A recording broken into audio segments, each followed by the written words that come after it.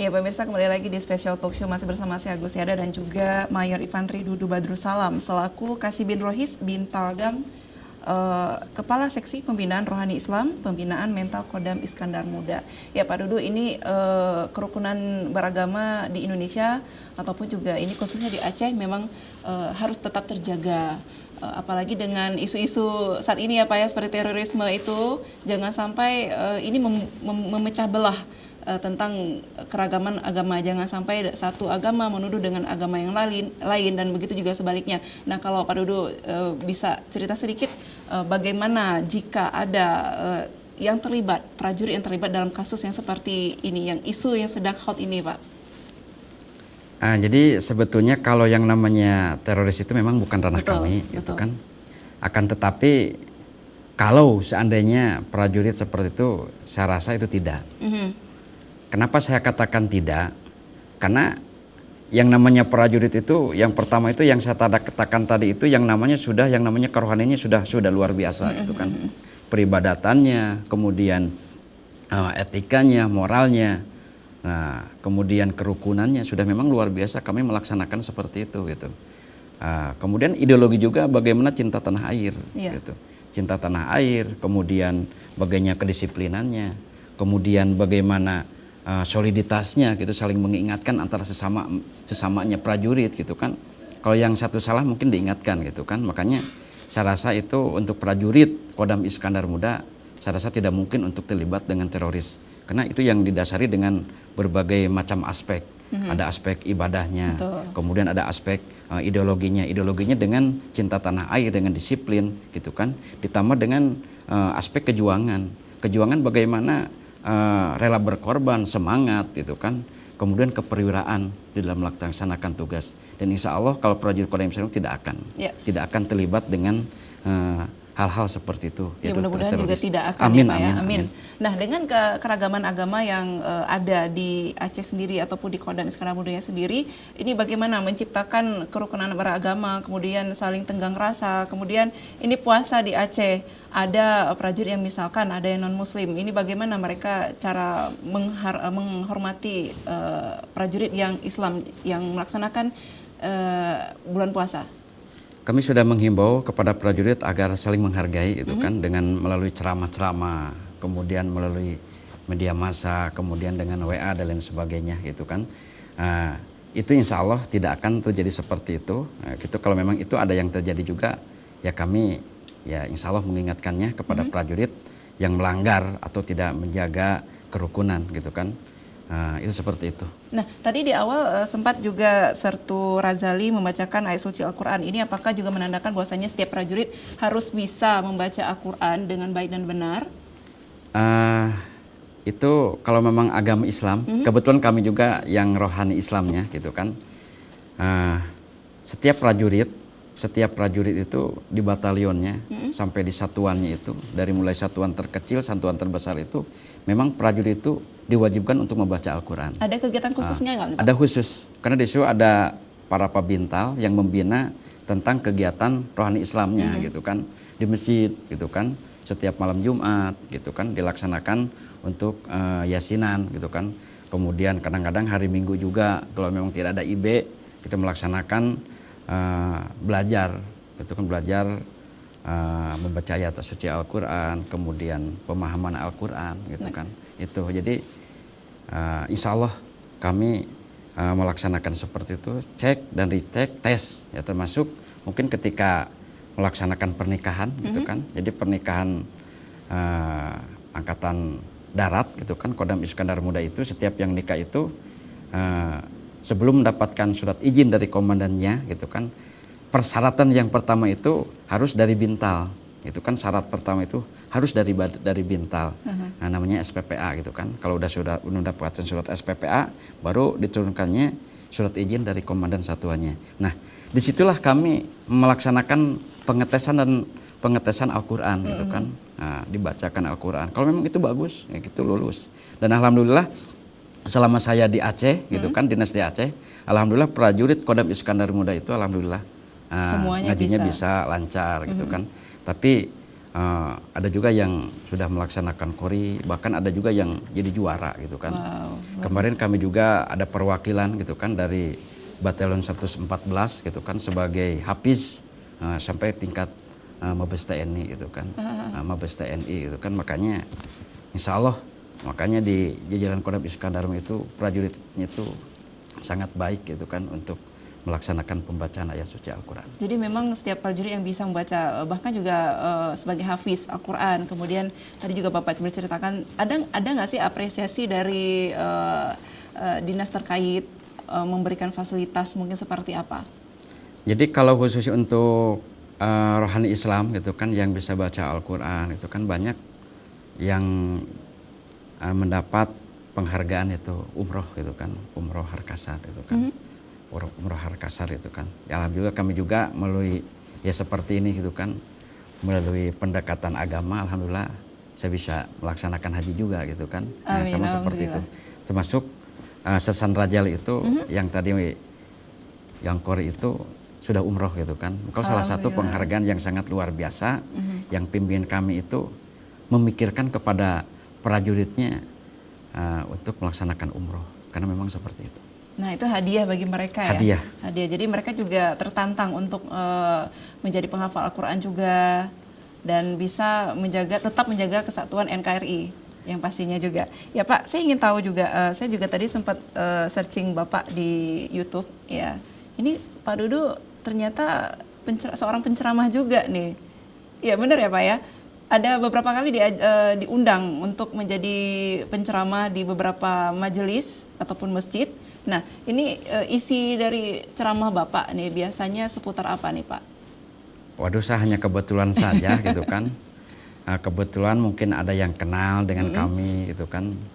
Kami hanya sebagai cadangan saja gitu kan. Cadangan kalau memang dia tidak ada penceramah, kami bisa melaksanakan itu gitu kan. Tapi alhamdulillah saya juga kemarin pernah diundang di PD gitu kan, di Sigli untuk ceramah Isra Mi'raj gitu kan, Maulid Nabi gitu kan, termasuk mengisi untuk memotivasi anak-anak sekolah gitu kan. Anak-anak sekolah, anak-anak daya itu biar dia semangatnya memang semangat yang tinggi gitu kan, militansinya sesuai dengan jalur agama gitu kan. Nah, itu. Kemudian kalau saya ceramah itu memang tidak ke jalur yang sangat jauh gitu kan. Itu hanya sebatas memang kalau kejadiannya sekarang, kemudian yang hari ini misalkan kayak kemarin tsunami, ya kita hanya berbicara tentang kebahagiaan yang hakiki, kebahagiaan yang betul-betul kebahagiaan dari Allah Subhanahu wa taala gitu kan. Itu yang saya sampaikan kepada masyarakat, kalau memang itu masyarakat bisa mengundang kami gitu.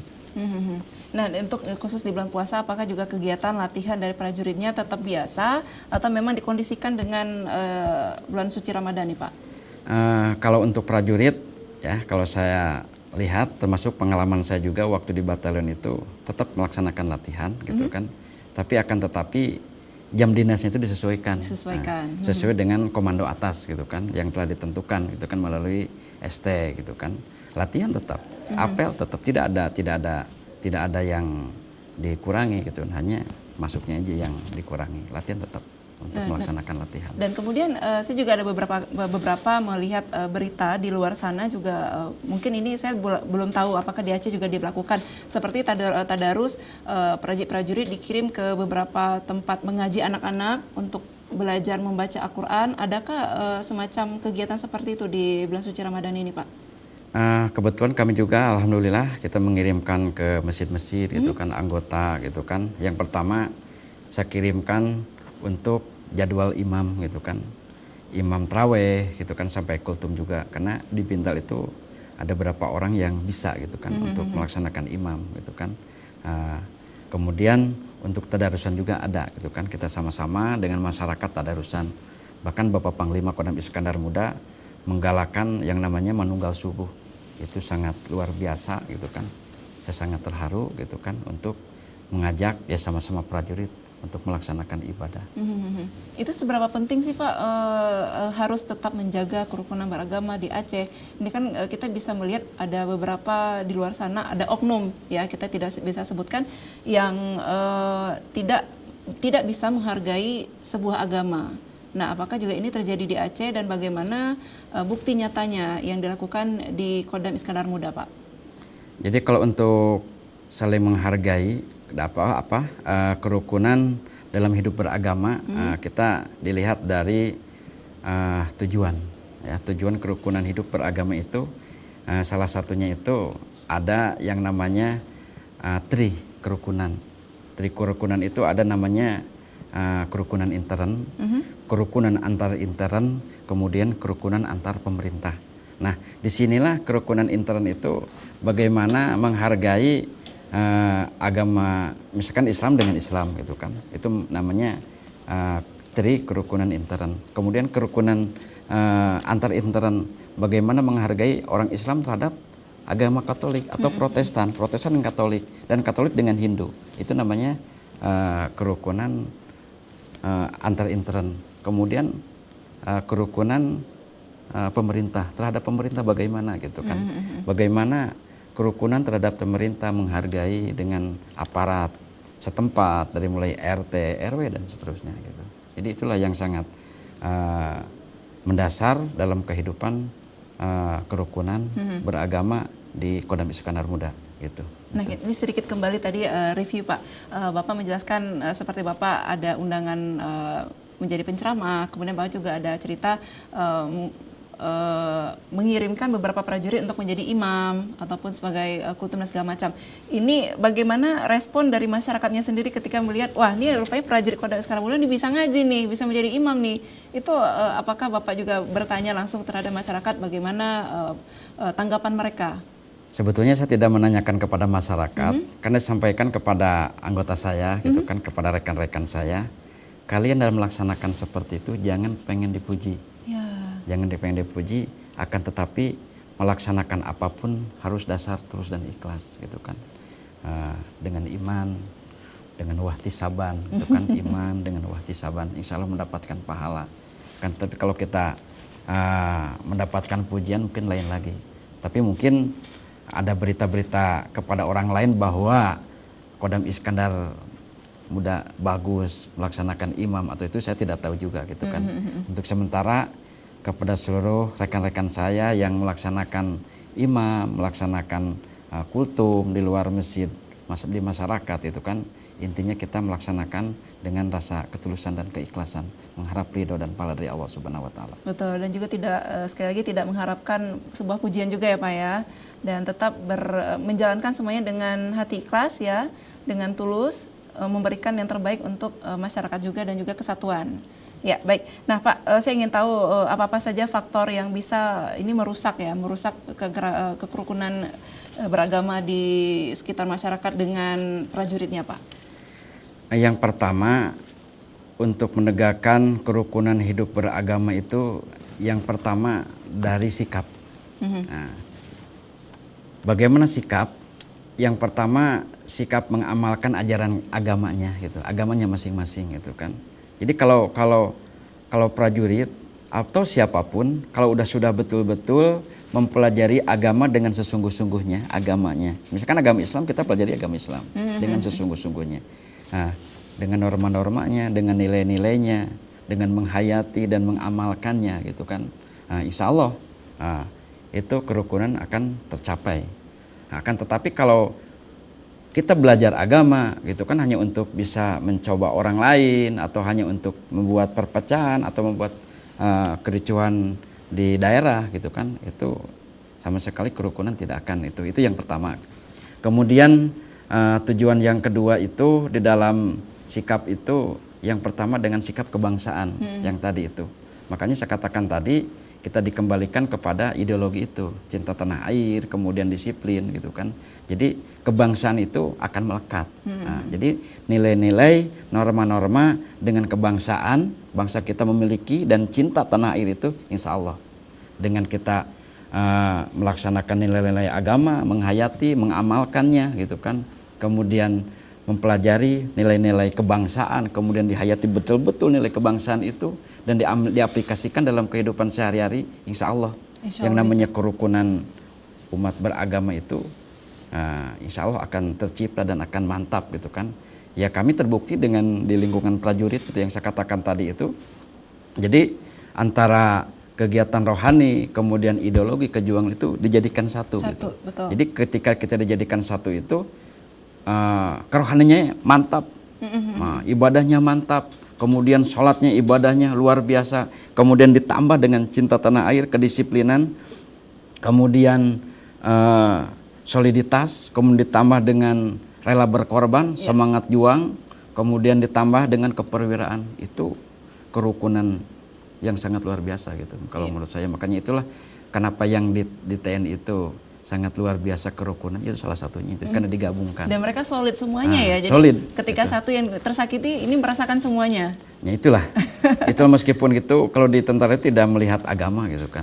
Kalau yang disakitin itu kawan, itu tidak mengenal agama. Mau itu Kristen, mau itu Katolik, itu kawan kita. Nah, itu teman kita, itu saudara kita. Nah, itu seperti itu. Jadi kerukunnya itu sudah menjadi satu gitu. Tidak bisa dipecah belahkan gitu kan. Udah siapapun. Apakah juga selain dari yang tadi Bapak sebutkan ya adanya rasa kasih sayangnya itu sangat akrab dengan sesama prajurit walaupun dengan berbeda agama, apakah juga tuh mendapat sebuah pelatihan khusus mungkin saling percaya ketika pelatihannya mungkin ada nggak Pak? Nah, jadi kepelatihannya itu ya kita dari mulai kita ditempa gitu kan jadi prajurit gitu kan memang sangat sedih gitu kan kita ditempa gitu kan, ditempa bagaimana kesengsaraannya, bagaimana penderitaannya gitu kan, bagaimana tindakannya gitu kan. Nah, itu dengan teman itu kayak sudah saudara saja gitu kan, semacam kita itu sudah menjadi darah daging, tidak dipisahkan gitu kan. Nah, ditambah lagi dengan pelajaran soliditas. Jadi soliditas itu dengan prajurit itu harus betul-betul solid gitu kan, jangan sampai terpecah belah gitu kan. Nah, itu. Yang kedua antara senior dan junior itu memang sangat dekat gitu kan. Dekat itu sayang gitu kan. Tapi kalau memang itu disiplin, ya betul-betul diciptakan disiplin gitu. Kemudian diaturkan norma-norma keprajuritan, ya betul-betul ditegakkan gitu. Tidak sampai kita lupa dengan seperti itu. Meskipun kita sering sholat gitu, tidak lupa dengan hal-hal seperti itu. Maka itulah yang terjadi di lingkungan Kodam Iskandar Muda. Luar biasa sekali ya, memang sebuah kerukunan ya memang harus tetap terjaga, terjalin, rasa persaudaraannya juga ya Pak ya. Dan kemudian saya juga ada beberapa teman yang memang mendapatkan pelatihan ketika menjadi seorang TNI. Ini jauh dari keluarga juga ya Pak ya. Jadi saudara salah satunya adalah ya mereka teman-teman yang prajurit yang ada di pelatihan saat itu juga. Dan ini juga terjadi di Kodam Iskandar Muda sendiri ya Pak Dudu ya. Betul. Pak, saya ingin tahu lagi Pak, selama bulan puasa ini karena khusus juga di Aceh kan lagi dengan cuaca juga panas, ya kan. Nah, saya ingin tahu ini selaku Kasibin Rohis di Kodam Iskandar Muda, cara Bapak untuk meningkatkan terus menjaga juga pengetahuannya seputar agama. Apakah Bapak memberikan ceramah khusus terhadap prajurit? Apakah juga ya udah yuk kita ngaji one day one juz? Ini seperti apa kegiatannya Pak? Yang pertama ada yang namanya bintal fungsi komando gitu. Betul. Kan. Jadi setiap satuan itu mempunyai bintal fungsi komando. Gitu. Jadi tidak bintal dam saja, gitu. Tidak rohani karsi rohis saja, gitu. Tapi di bawahnya juga sudah ada yang namanya bintal fungsi komando. Di mana bintal fungsi komando itu komandan satuannya yang mempunyai peranan, gitu kan, bagaimana untuk mendidik anggotanya, bagaimana untuk membinanya, gitu kan. Dan di situ ada pasipesnya, kemudian ada pabintalnya juga di batalion tuh. Termasuk kami juga, alhamdulillah ke satuan bawah juga kami memberikan ceramah-ceramah, kemudian memberikan brosur-brosur, himbauan-himbauan atau edaran-edaran ya untuk melaksanakan pembinaan terhadap prajurit agar prajurit Kodam Iskandar Muda itu tetap tidak melanggar dengan norma-norma itu dan menjaga dengan kerukunan. Dan tidak lalai juga ya Pak ya? Ya betul. Luar biasa sekali. Ya, nah dalam hubungan yang bersifat konsultatif nih Pak dengan tugas, adakah dialog khusus prajurit ataupun dari Bapak sendiri dengan pemuka agama ataupun tokoh agama di masyarakatnya Pak? Yang pertama, kebetulan kami juga ada yang namanya di Binta itu konseling gitu kan. Konseling, iya itu. Jadi setiap personil atau prajurit, PNS, kemudian keluarganya yang mempunyai keluhan gitu kan. keluhan apapun gitu kan, permasalahan yang menimpa kepada dirinya, yang menimpa ke lingkungannya itu, dia kadang-kadang dia datang ke Binta untuk melaksanakan konseling gitu kan. Ada juga yang melalui dengan pihak telepon gitu kan, pihak telepon gitu kan, bagaimana gitu kan menanyakan tentang permasalahan yang menimpa kepada dirinya, mungkin keluarganya juga gitu kan. Itu salah satunya seperti itu. Mungkin prajurit juga ada yang keluar gitu menanyakan kepada ya mungkin ke yang ustadz-ustadz atau kiai-kiai atau patangku-patangku gitu kan, keluar menanyakan tentang permasalahan atau hal-hal yang berkaitan dengan agama yang bertujuan untuk melaksanakan ibadah mereka itu. Artinya semuanya juga merangkul ya? Itulah melangkul, dan kita melaksanakan konseling, ceramah dan sebagainya. Oke, luar biasa sekali Pak. Sejauh di Banda Aceh sendiri, di Banda Aceh nih Pak Dudu pernah ceramah di mana nih Pak? Saya pernah ceramah di Banda Aceh sekitar Lambaro. Lambaro, yang paling tidak bisa dilupakan nih Pak? Saya berceramah ketika ada gempa gitu kan. Di Pijai. Pijai, kemudian saya pernah juga diundang ke Melabo gitu kan. Apa yang membuat Bapak tidak bisa melupakan? Yang tidak bisa melupakan itu karena dalam keadaan musibah gitu kan. Dia tidak ada rumah, kemudian dia harus dia berlindung kemana gitu kan. Sehingga saya menyampaikan waktu itu ceramahnya dengan sedih gitu kan, rasa terharu gitu kan. Masalah terharu itu dibalikan kepada kita gitu kan. Bagaimana kalau kita seperti itu gitu kan. Bagaimana kalau kita seperti itu. Saya hanya mengingatkan kepada yang terkena musibah itu, hanya mengingatkan ya berdoa, berikhtiar dan tawakal gitu kan. Kita kembalikan kepada Allah. Karena kalau kita dikembalikan kepada Allah Subhanahu wa taala, dengan diberikan keberkahan oleh Allah Subhanahu wa taala, Allah akan memberikan semuanya kepada kita. Meskipun itu musibah yang menimpa, tapi kalau kita dikembalikan kepada Allah dengan iman, dengan takwa. Karena dalam Al-Qur'an berfirman Allah Subhanahu wa taala, walau anna ahlal qura amanu wattaqu lafatahna alaihim barakatim minas sama'i wal ardh walakin kadzabu fa akhadnahum bima kanu yaksibun. Kalau sekira penduduk negeri kami beriman dan bertakwa kepadaku, maka aku akan berikan keberkahan, baik keberkahan dari langit maupun keberkahan dari bumi. Akan tetapi kalau sebaliknya banyak orang yang mendustakan ayat-ayat kami, itulah azab itu karena ulah-ulah tangan mereka. Itu kata Allah Subhanahu wa taala dalam Al-Qur'an. Oke. Adem ya kalau ngomong sama Pak Dudu ini ya. Saya mendapat siraman rohani. Begitu juga harapan saya dengan Anda pemirsa di rumah yang menonton pada siang kali ini. Mudah-mudahan bisa ini menjadi tenang hatinya di bulan puasa. Amin. Juga ya. Baik pemirsa, tetap di Special Talk Show.